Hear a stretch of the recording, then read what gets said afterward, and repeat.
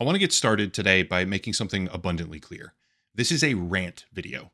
Deputy Attorney General Todd Blanche, Trump's own former lawyer, has just now released the Ghislaine Maxwell interview transcripts, and this is a personal, opinionated rant about how staggeringly unbelievable and frankly comical her testimony seems to be. It's not comical because of the subject matter, to be clear. What she and her co-conspirators did is heinous, utterly sickening behavior. It's comical because after saying these things, she somehow got a special waiver and was sent to a minimum security facility, which is known as one of the, quote, cushiest prisons in the entire country, end quote. Let's get something straight right now. She should not have been able to do this. It's basically unprecedented, even though Trump himself lied about that aspect, claiming this kind of transfer is very common. And this was only possible because of extraordinary special circumstances and treatment that were given to her after she said things that we're about to talk about in this video, which are like mind-blowingly bad. I don't understand it. It's insane. Not only that, but I think it's important for people to be aware that she was charged twice with perjury after lying in a 2016 deposition. Those charges were ultimately overshadowed by her other convictions, but they were not dismissed on the merits. Okay? Does that make sense? Let's just make sure this foundation is rock solid, all right? A criminal, twice charged with perjury, who's seeking a pardon from the President of the United States, who was personal close friends with Jeffrey Epstein, right before she was given an unprecedented special transfer to a more comfortable prison, said the following things verbatim in her interview with Trump's own personal former lawyer. I want you to listen to these things and then honestly tell me whether or not that you believe she's telling the truth or could ever possibly be credible in any sense of the word. Quote, let's get to it. Quote, did you ever hear Mr. Epstein or anybody say that President Trump had done anything inappropriate with masseuses or with anybody in your world? Maxwell replies, absolutely never in any context, end quote. That's pretty straightforward, straight up denial. But that's not all she said. This wasn't just clearing Trump's name, which we all knew was coming, by the way. It's not just about clearing Trump's name with a denial of wrongdoing. This was a fucking puff piece, man. Here's another part. Quote, so my father liked him very much, referring to Trump, and he was loved, really liked his wife as well, because we were both Czechoslovakian. And as far as I'm concerned, President Trump was always very cordial and very kind to me. And I just want to say that I admire his extraordinary achievement in becoming the president now, and I like him, and I've always liked him. So that is the sum and substance of my entire relationship with him, end quote. Yeah.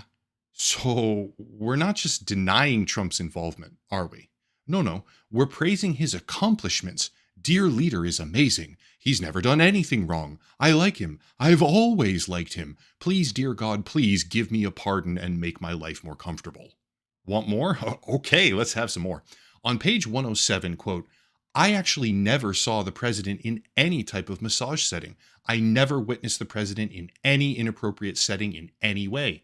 The president was never inappropriate with anybody. In the times that I was with him, he was a gentleman in all respects, end quote. He was never inappropriate with anybody? Yeah, really? All of this glowing praise right before she gets insane special treatment? And we're supposed to believe that this is credible. We're supposed to look at these transcripts and then let it go.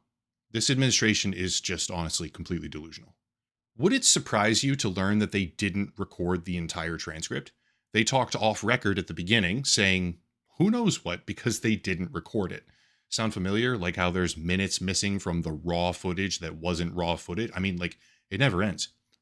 Quote, good, okay. So before we started recording, we met for a few minutes. I introduced myself and we've chatted, and now I've told you that we're going on the record, end quote. That's not necessarily strange by itself, to be clear. That happens in plenty of typical depositions or interviews. But this isn't a typical interview. This is a PR stunt where suddenly, according to the criminal, Trump is a saint. It doesn't stop there, all right? Page 76, quote, Maxwell speaking, quote, I decorated those houses. I put the electricians in for the wiring. I never wired nor saw a single house that had any type of inappropriate, let's say, video surveillance. And I'll define that for you. Inappropriate surveillance would mean in a bathroom, in a bedroom, in any private area of a home, end quote. Wow. No surveillance at all. Except we have multiple victims directly attesting to the fact that the houses were wired with cameras in inappropriate places in particular. And wait a second, because in literal photos of his home, there's cameras in the bedrooms. She didn't just say this in passing, by the way, all right? She doubled down. Quote, "From what you know, you do not believe a camera exists or a video camera or a camera that takes pictures inside any of his residences?" Maxwell responds, "Correct." Todd Blanche. "So even the appropriate cameras that you just talked about, which would be kind of exterior security cameras, did you know whether there was any cameras that you're aware of inside any of the locations?" Maxwell responds, "Never, with one exception." Todd Blanche, "Okay, what's the exception?" Maxwell says, "The exception is Palm Beach, and the reason, so in Palm Beach, Epstein was having money stolen. He noticed money was being stolen from his briefcase, call it his briefcase, and he called in the Palm Beach police, and they, the Palm Beach police, installed cameras on where he kept his briefcase." End quote. Oh, okay. So there were never internal cameras, even though multiple victims directly attest to the fact that there were, some of them on record, and Trump never did anything wrong ever. But wait, because what the fuck are these then? Look, it is abundantly clear why she's doing this. She wants a pardon. But there's another reason, which is very plainly discussed in these interviews as well, and goes a little something like this, after she's asked about whether or not Epstein killed himself. Quote, "I do not believe he died by suicide, no." Blanche replies, "And do you have any speculation or view of who killed him?" Maxwell, No, I don't."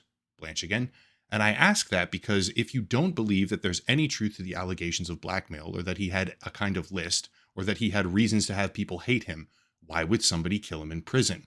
Maxwell says, "In prison, where I am, they will kill you, or they will pay. Somebody can pay a prisoner to kill you for $25 worth of commissary. That's about the going rate for a hit with a lock today." End quote. Ah, okay, there it is. She's afraid. She's afraid for her life. So she does an interview, absolutely lavishes Donald Trump with praise about how perfect he is and how extraordinary his accomplishments are and how she's always liked him. She lies repeatedly, says things where the literal photo evidence contradicts her, and then she gets moved to a minimum security daycare prison. Justice. Ah, the American way. You would have to be functionally brain dead to look at this interview and see anything credible whatsoever. Maybe some of what she said is true, maybe not. But the sad reality is that nothing this woman says can be considered trustworthy in any sense of the word, and this entire thing is yet another PR stunt, which does nothing to serve justice to victims, nothing to make the world a better place, and everything to massage the ego of a president who is now mired in the scandal of a cover-up, which stinks to high heaven and also refuses to die. Honestly, there's a whole lot more contained in here, but I'm not even done reading these yet. There's a lot of text here and a lot of audio as well. Dissecting this will take a tremendous amount of time. Many people have already begun doing so. As an example, she talks about a billionaire woman from Ohio who was supposedly a client of Epstein's, an unnamed one as of yet. And I'm sure people are going to dig into that rabbit hole extensively.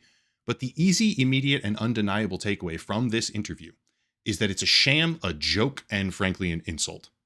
The woman wants a pardon. She damn near got one so far, by the way, after praising Trump. And yet we, the people, are left to wonder how far they're going to go with this hilariously bumbling cover-up, which in my opinion is consistently making the issue worse for them.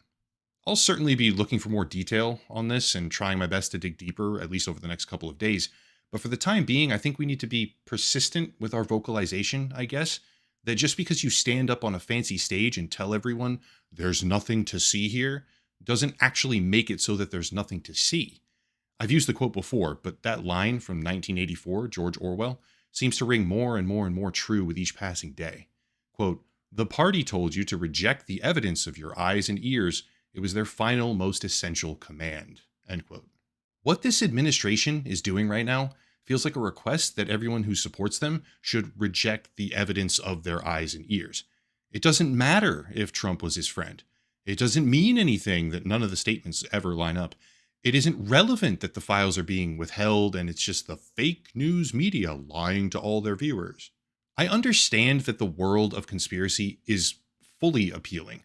I understand that some people overindulge in that kind of material on a daily basis, but we have to recognize that there's middle ground. The most extreme conspiracy theories often go too far with little evidence, but this cover up is the other end of that extreme spectrum.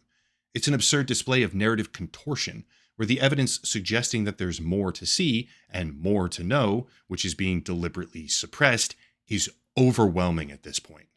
At the end of the day, my part to play is just speaking honestly, I guess, about this stuff and maybe making a few more people aware of details that they didn't already know.